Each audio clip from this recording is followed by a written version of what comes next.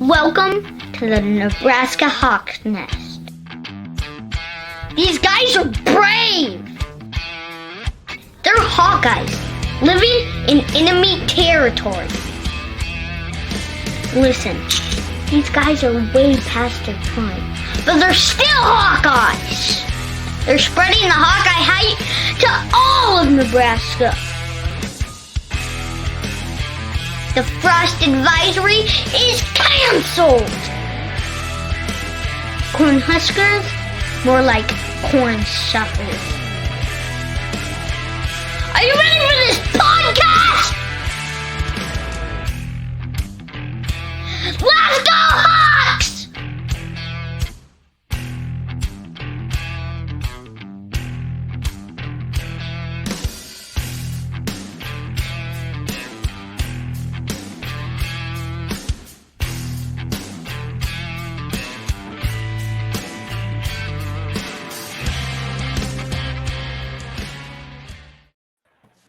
All righty, welcome back to the Nebraska Hawk's Nest. Make sure to take a little bit of time, give us a like and subscribe because it puts a smile on Jerry's face, and we don't get to see that very often, so we want to cash in on that as much as possible.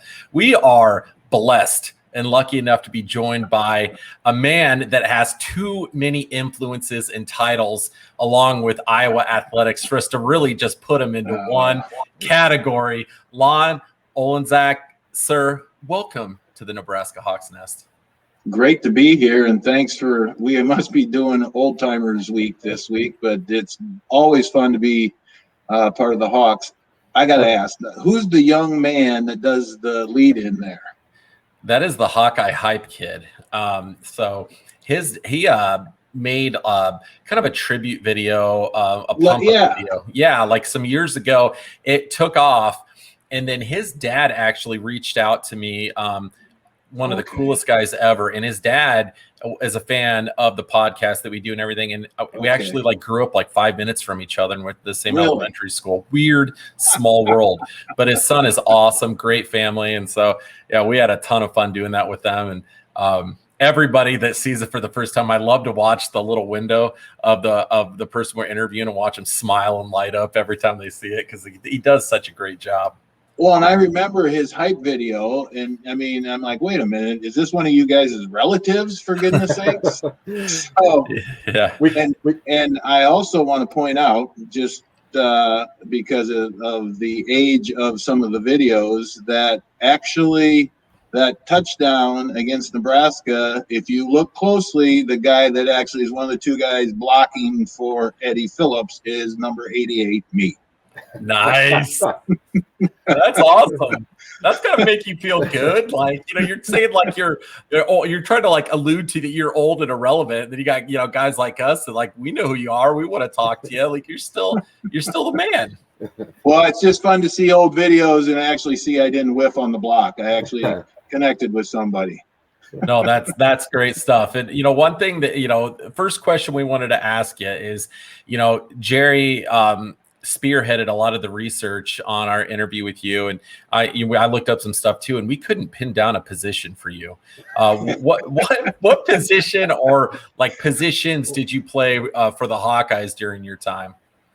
Great question. So I was recruited as a quarterback, and then there were like 400 of us in line when Coach Fry got here for that.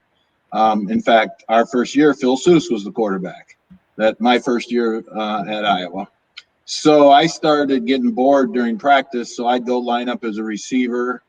And then the coach that recruited me, Howard Sissel, knew I could kick, so they'd put me down on the other end to do some punting and kicking. And so by doing that, I found my way onto the travel squad. And in doing that, then Coach Brazier put me over on the defensive side, so I was a backup to Kent Ellis and Reggie Roby that freshman year, but then I found my way onto the field as the fifth DB and got to play a lot that year lining up at linebacker. And then Coach Brazier made it so simple. He goes, okay, Lon, all you got to do is follow the fullback. If he goes to block, you go hit him. If he goes out for a pass, you follow him. And other than that, your job's just to go where the fullback goes. And I had a great time. So then they moved me to tight end my sophomore year. Then Coach Fry and Coach Snyder moved me to wide receiver my junior year. I broke my leg and then went back to tight end then my last year. But I also, until I broke my leg, did all the short punting, the extra points and the short field goals, and I returned punts. I got tired just listening to you. Yeah, I think we just got the name for the interview. I'm going to call you the 1980s Ironman. So it was. I'll give you my favorite story of doing all that though, real quick. Is Reggie, as we all know, rest in peace, and I believe that he and Ray Guy, the greatest punters ever. But that goes back to our earlier conversation. We only remember what we remember, but Reggie could kick the ball so far, and I was the backup punter to him, but I also was on punt coverage. And I used to get really tired real quick because I'd have to cover his punts, which would go a long way down the field, and then I'd have to hustle back and then punt the ball with the second group when we do Thursday pre-games. And it was I was in good shape. Yeah. Lon, I heard you mention Reggie earlier, and just kind of expand more on him. His legacy is one I think Hawkeye fans just need to keep alive and continue because he was so great at his position. What was your experience like with Reggie personally, not just on the field, but off the field, the locker room? Tell us more about Reggie. Reggie's one of the nicest human beings that ever walked. No smoking, no drinking, nothing like that. I actually got to compete against him in baseball in high school from East Waterloo when he was at East, and he was a great athlete. So he was basketball, baseball, and football, and he started out playing baseball at Iowa also. But he's just one of those guys that he got the gift from God of a big man that was very flexible and very athletic and just had the great talent to kick the ball. But I would tell everybody that as an athlete, he was as good an athlete as anybody else that plays at that level. And the example I give people is Reggie in baseball. We would practice in the winter, spring in Kinnick. So if you think about the northwest corner, so you're facing, which is now the Children's Hospital, Reggie hit more than one ball out of the stadium over to where the Children's Hospital is now. And that's a heck of a poke with a baseball. And so he was just a great athlete, a phenomenal, obviously, punter and kicker. And I think he kicked in 3 decades in the NFL. And obviously people didn't know, he didn't know that he had the heart trouble, but great teammate, great guy, really actually pretty quiet, and he was a student of what he did. He was always practicing and filming and timing and doing things well ahead of his time in terms of making sure he dropped the ball, stepped the right way, did all those things. And if you go back and watch, the crazy thing about Reggie is his foot did not come off the ground, his plant foot, when he kicked the ball, but his foot was above his foot was way above his head. So that's a really flexible big man. His legs were just huge and just powerful. I can't even bend down and touch my toes. That's no joke. As a kicker, as a kid, remembering that, or those early 80s teams, but didn't Reggie used to continually run kickoffs through the goalposts as well? Absolutely. Absolutely. He would basically make a field goal on kickoffs and put it into the stands. You remember now, we were kicking from the 40, not the 35.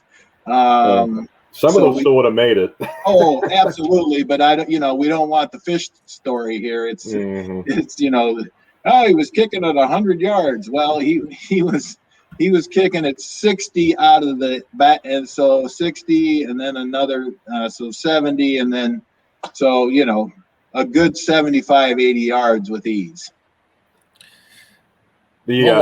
I always remember too with Reggie. I can't remember the punchline, but back then they used to have the Bob Hope All-American special, and I can always remember as a Hawkeye fan how exciting it was to see Reggie run out there. And I think Bob Hope made a joke about one of his footballs entering the atmosphere. It was something along those lines, but it's always a great memory thinking back to that.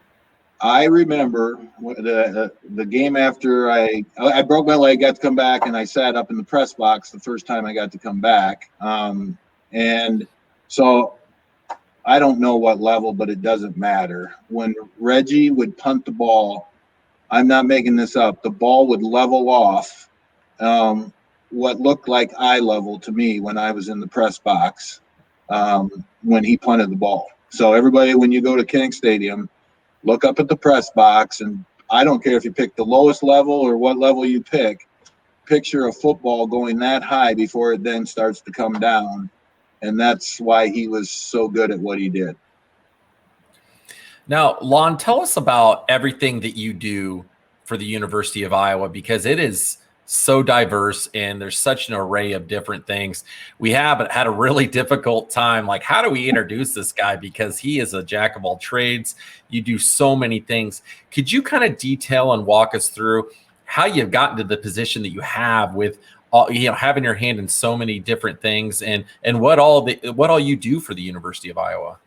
Well, I'm just an advocate, first and foremost. I really believe in what the university does for young people.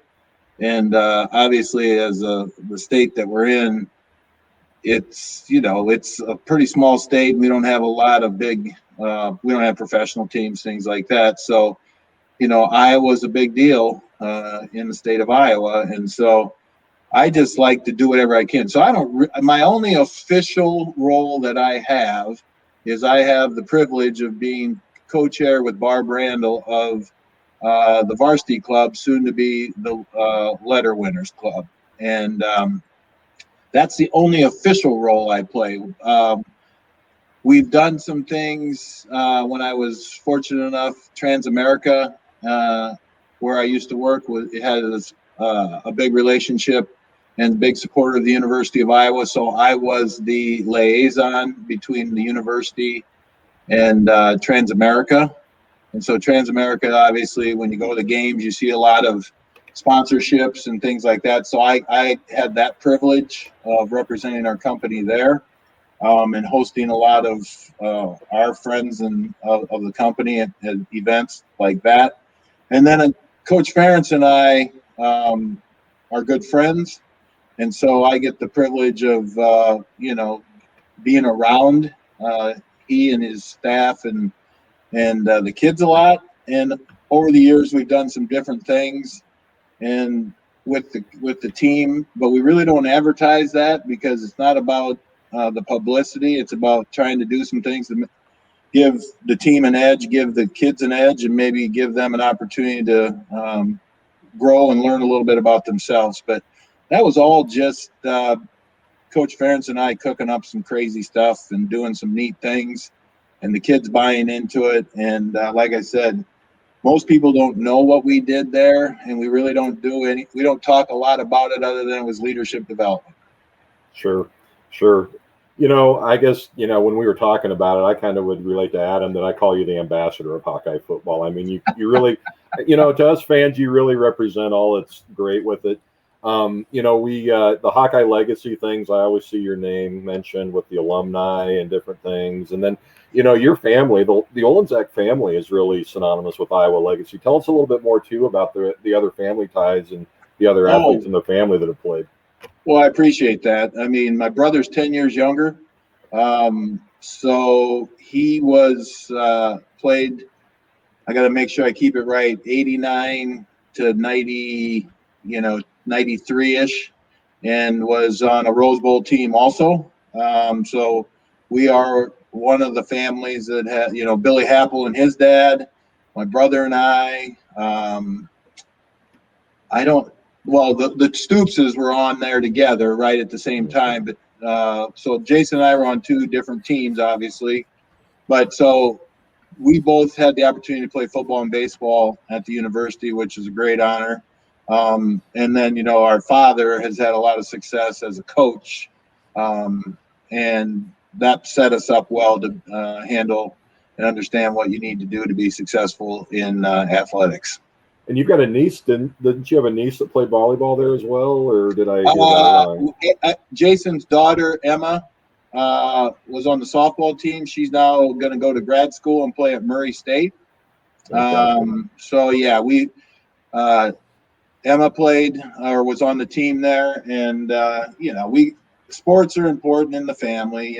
Actually, you talk about wrestling.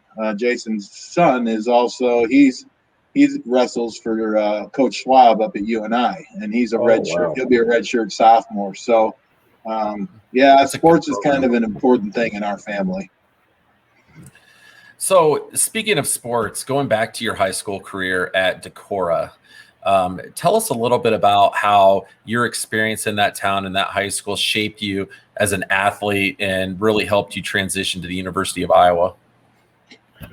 Well, that's a great question. I think part of it was being, not part of it. A big part of it is when your dad coaches, and coaches and teachers don't make a lot of money. So, mom and dad would divide and conquer with kids. And I have 3 sisters, and then my brother Jason and I, and then we actually had somebody live with us when I was in high school. But growing up, as soon as you were done with school, we headed over to where dad was coaching.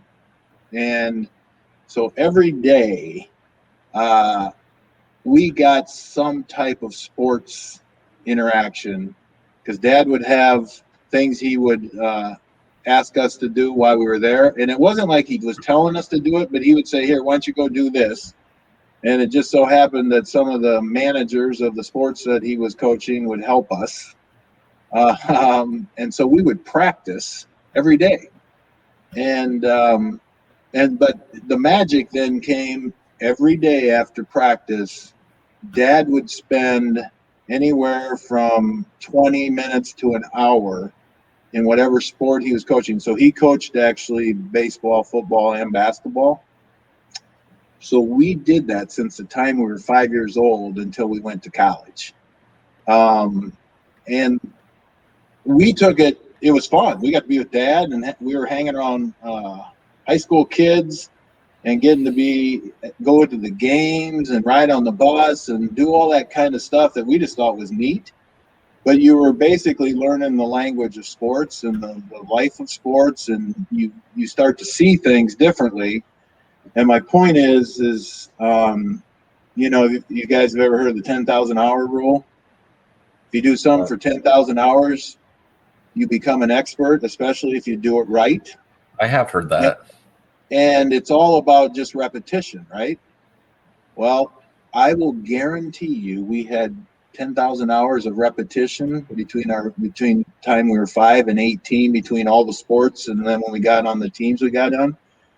So if we weren't successful, it was really on us, not because we didn't have an opportunity. So that's our dad, Dennis is our dad. Dad is a fierce competitor and a big cheerleader of everybody that he ever coaches. So he competes as hard as the kids, and he holds you to a high standard of accountability.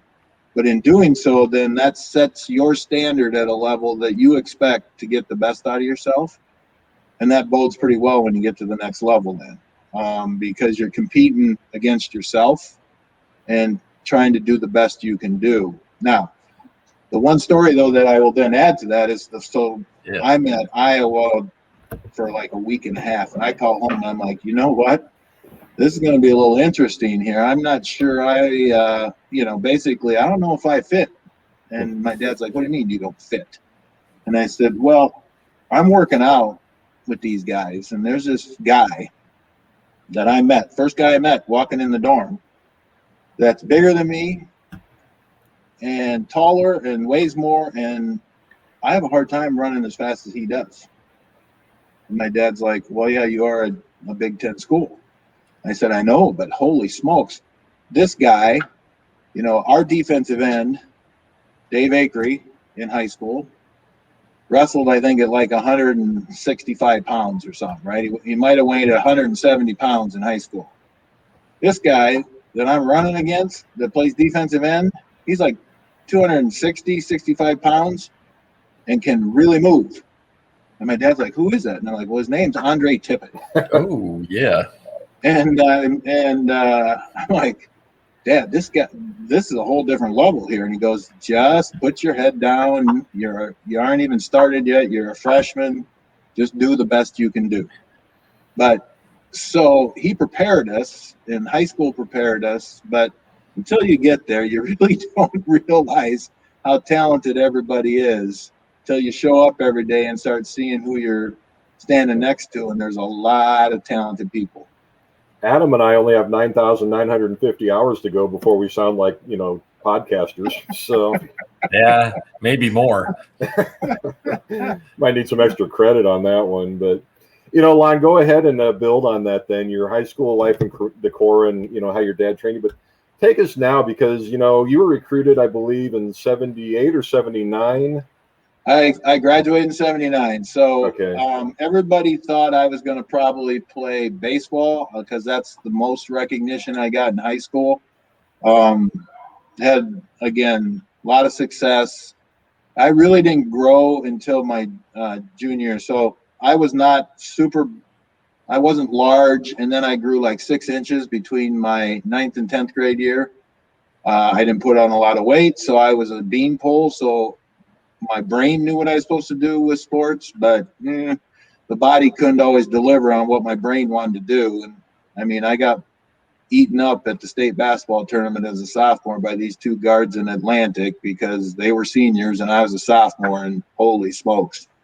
I looked good for about the first 3 minutes, and then they figured me out, and that was the end of that. But I didn't like football like I liked football.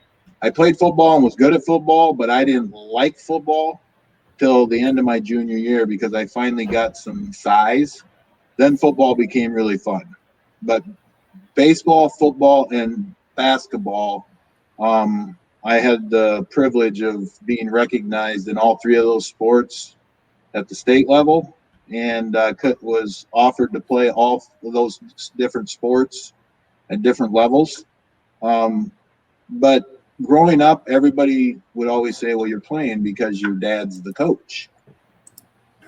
And that always was a little chip on my shoulder, right? And I pretty much proved I deserved that, but there's always, people that would say, oh, yeah, your dad's the coach, that's why you're playing, because I played as a 9th grader on the varsity in baseball.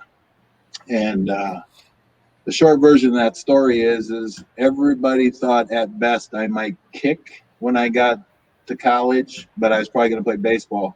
So I decided I was going to play football to prove everybody wrong. And that's kind of the motive of why I decided. And then when Coach Fry got to town or to the state and decided that that he was going to be the coach, because I was not actually, I had it narrowed down to Nebraska and Missouri. If you remember, Phil Bradley was the quarterback at the time, and he played football and baseball, was a great athlete for them. And he hosted me at the University of Missouri. So that's where I was going until Coach Fry came. And then Coach Fry did a great job of recruiting. He and Coach Sissel spent a lot of time in Decorah. And then the thing that hooked me was Coach Fry said, Lonnie, I'm going to play my guys. So if you can prove to me that you are equal to or better than someone, you're going to play right away.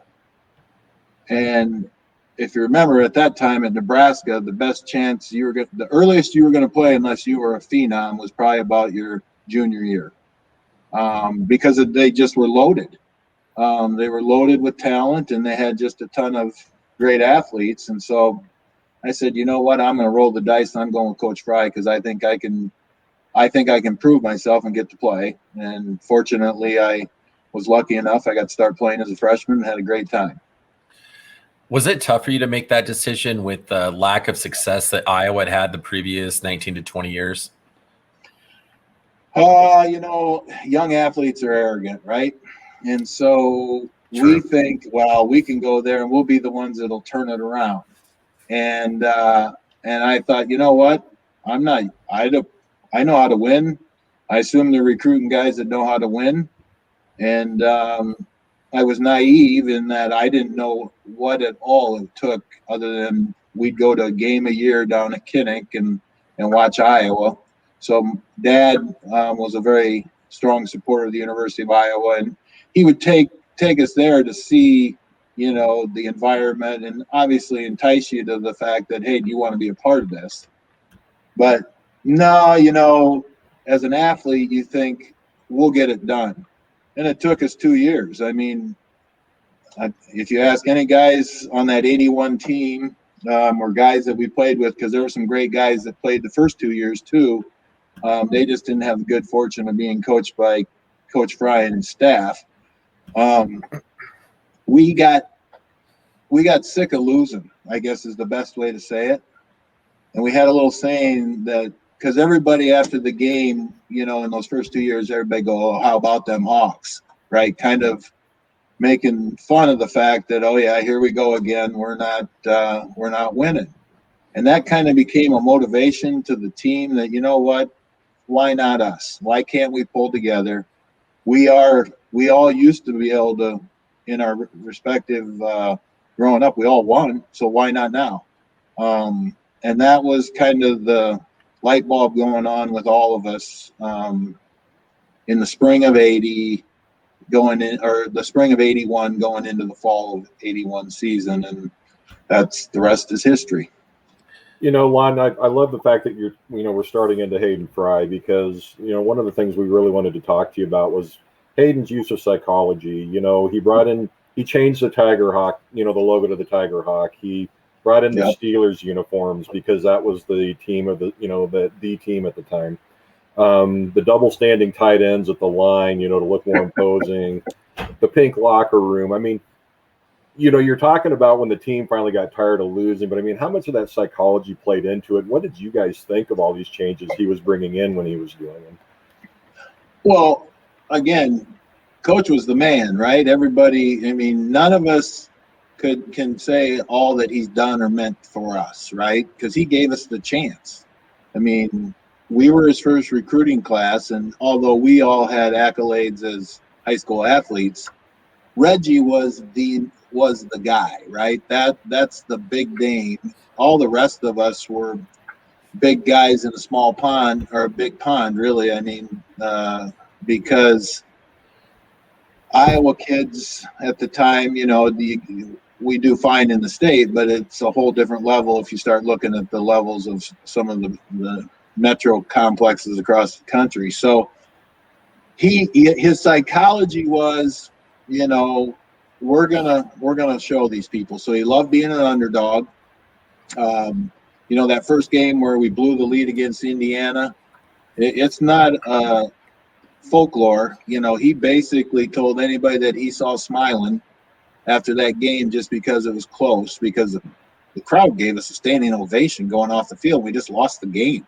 And he basically said, I see anybody smile, I'll knock the smile off you, you know, because that's not what we're here to do. We're not here to get close. So it took him a few years to build that. I think it took him a while to get an offense. You know, offense is obviously that there's some growth and gelling that goes on with that. And you got to give Coach Ferentz a lot of credit for that, actually, because if you guys remember, the first 2 years we had offensive linemen in 4-point stances. And then Coach Ferentz came and we went back to more of a traditional stance, and all of a sudden pass blocking became an art. And the other thing is there were more and more athletes that were showing up on the offensive side of the ball, because back then our defense could play with anybody. That group, and again, we talked about it, you can't compare eras, okay? Because times are different, athletes are different. But for our time, those guys that were on our defensive side of the ball were as tough and hard to score on as any group that I've ever been around for their time. So It wasn't the defense, and obviously we had a great kicker in Reggie, but we just needed the offense to grow. And when that offense grew, we knew that spring when we could go and compete with the ones and twos with the offense that we had a chance. And the other thing about that, you guys, Coach was a master at picking coaches. Yeah, clearly. I'll hold his staff against any staff, maybe at any time in terms of success. And so that allowed Coach to be everybody's buddy, and he was the good. He got to put his arm around all the guys, and he held the coaches accountable for holding us accountable. So he got to be the good guy. So we were able to obtain a recruiting video from during your time at Iowa, and it's clear to see after we checked that out. It's pretty hard to say no to a program like this. So we're going to play this video real quick, and for everybody that's listening on podcasts, get on YouTube and watch this interview because it's a visual treat. You're gonna really want to see this. So we're gonna check this out and ask you what you think of this afterwards. The new Iowa football program is the Hayden Fry style of football. Hayden Fry is a daring and innovative coach, and his teams are known to play a wide-open and exciting brand of football. Iowa football is the kind of action football that attracts widespread fan support. Iowa home games are cheered by 60,000 enthusiastic fans, and Iowa teams traditionally rank in the top 20 in attendance among major colleges. Iowa action football is unparalleled by its media coverage. Unchallenged by major professional sports in the area, Iowa players receive the attention of over 100 newspaper writers, 15 radio stations, and numerous TV stations from coast to coast. The Hawkeyes truly draw a crowd.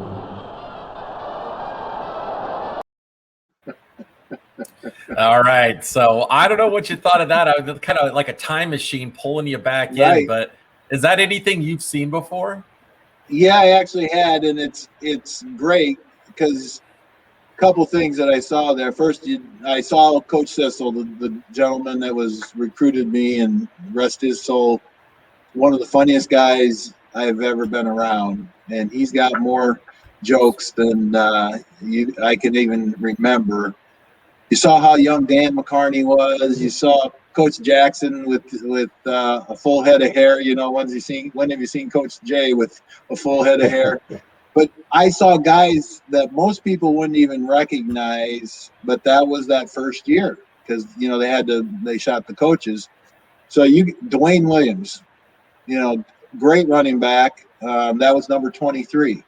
But he had a bad knee. Dean McKillop was the number 35, the guy that was blocking, and would, just tougher than all get out. I saw Matt Petrozelka, as that when he was an offensive lineman there, and I remember living next door to him, and he and Jay Hilgenberg. I mean, holy smokes, there's two neighbors to draw to there.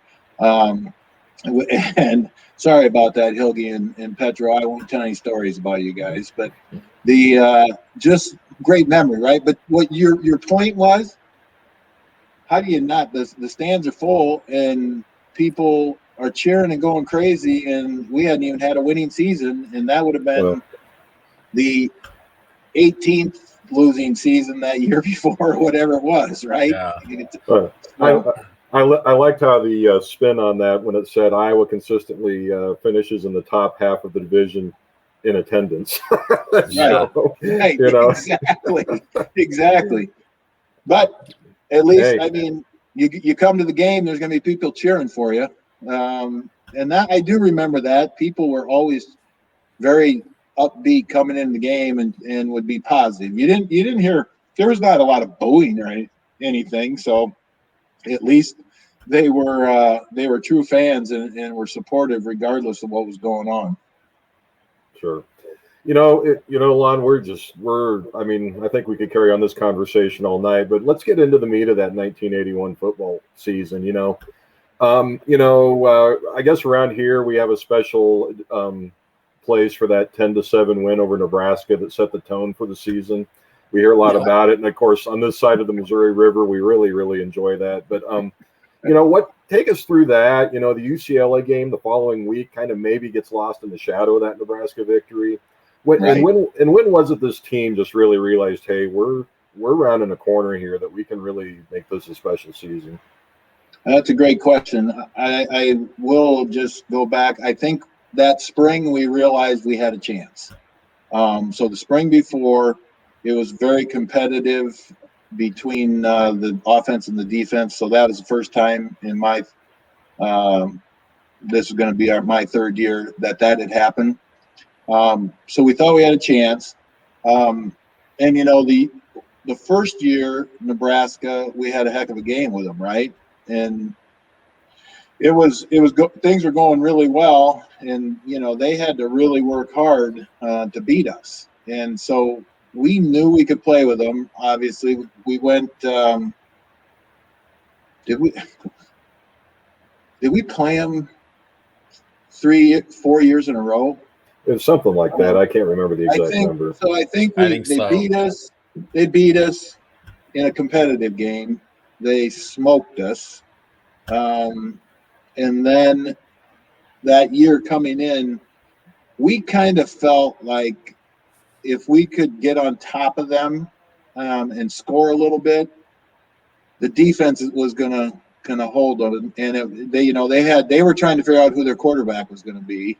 They had great running backs. Obviously, I mean, when Roger Craig has to, he got to play a little bit because they had so many guys. That tells you how deep they were, but their quarterback wasn't what they were used to, and so we thought we had a chance. And then the other thing we did is we threw a little bit of a twist, and we went unbalanced the first series, and I got to keep my Williams straight. I think Jimmy was the defensive end, I think, because he and I as tight end, I had to try and block him, and he was a great football player for Nebraska. And we lined up that year uneven, so I lined up next to the tight end, and so he looked at me like, "What are you guys doing?" And I looked at him and I said, "I think we got you." And that first time we had the ball, we started running the ball right down their throat.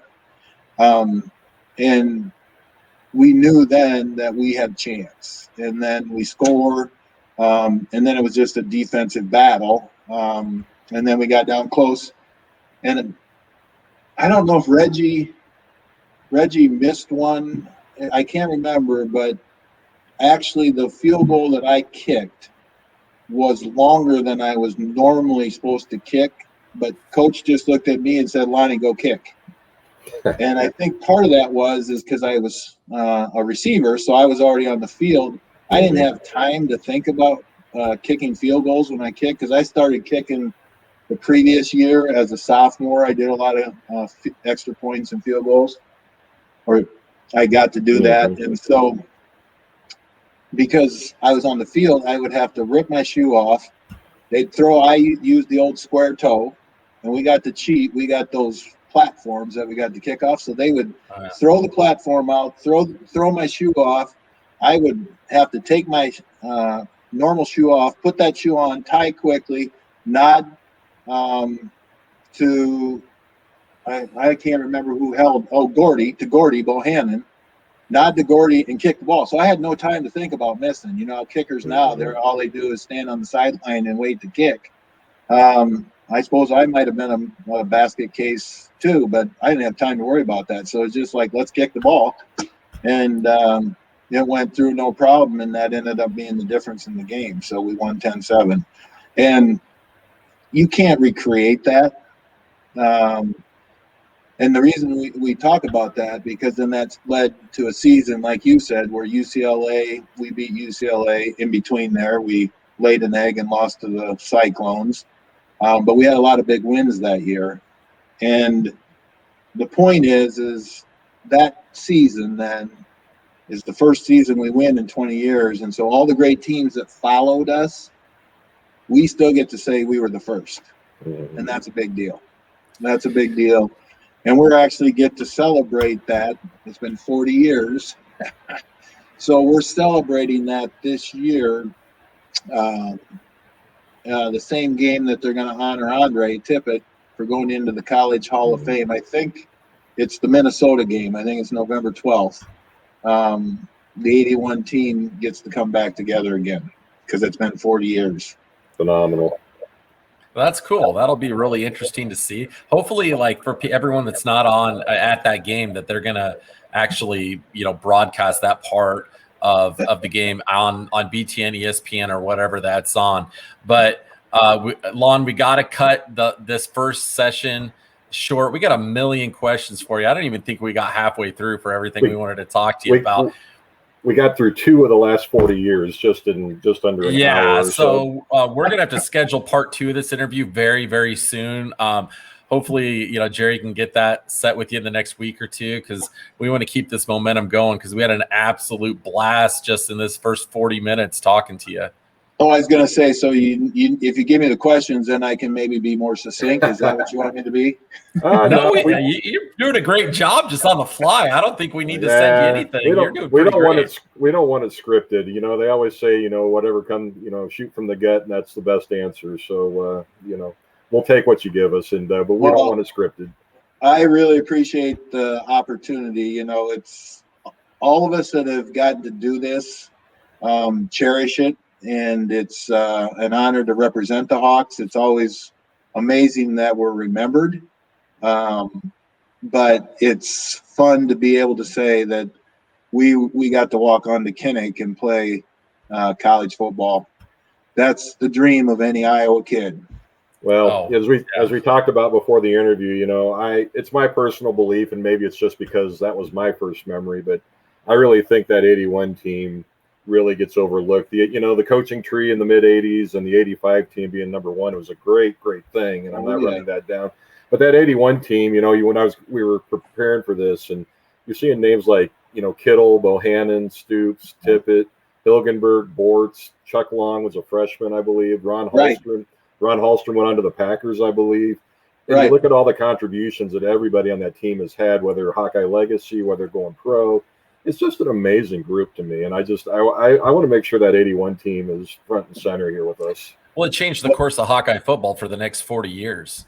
Yeah, we like to think that, right? And in fairness, it had a big part of that. But every year you got to show up and do it. But yes, we joked about it earlier. For all my 85 youngsters, the guys that get a lot of publicity. They learned it from the 81 team. So we always tell Chuck and those guys, come on now, you learned it from the 81 team. Come, we gave you a taste of the Holy Grail of the Rose Bowl, and you guys had to get back there. So, but you're right. It's special. It really is. I mean, Ron Hallstrom was a defensive lineman when he came, and then he ends up going to the NFL and having a great career, right? So, Coach, those are great examples and great stories, like you're talking about. Great stories, Bobby Stoops, Bruce Kittle, as captains, they are just great leaders. There's a lot of great stories with every one of those guys. Well, I tell you what we're going to do is to honor the time period. We're just going to come back and make this like the old mini series. We're going to have like a 7 to 10 part mini series of Lon Olejniczak. And just kind of continue this, because I can listen to you tell stories all night. But you just reminded me, the last one I want to finish one, and then we're done. My roommate, Lou King, he's Lou's still up there with the interceptions. So everybody remembers Desmond, right? Who is a great football player and a great man, Desmond King. My roommate, Lou King, is tied with Desmond for the number of interceptions in a season, right? Yep. And you couldn't shake Lou on the field if you tried. Every time you turn around, he's like in your hip pocket. It's like, come on, Lou, give me a chance. So all that you just bring back a lot of memories when you start talking about that stuff. This has been so much fun. I hate cutting this off. This is like it's very difficult to do, but we are going to schedule part 2 of this. We've had an absolute blast. I'm sure all the diehard Hawk fans are going to love hearing this. And Lon, we really look forward to part 2 of this. And I'm sure Jerry will probably be reaching out to you sometime tomorrow to get that scheduled. But thanks for taking time out of your day to talk with us. Yeah, my pleasure, gentlemen. And again, thank you, and go Hawks. All right, go Hawks. Hawks.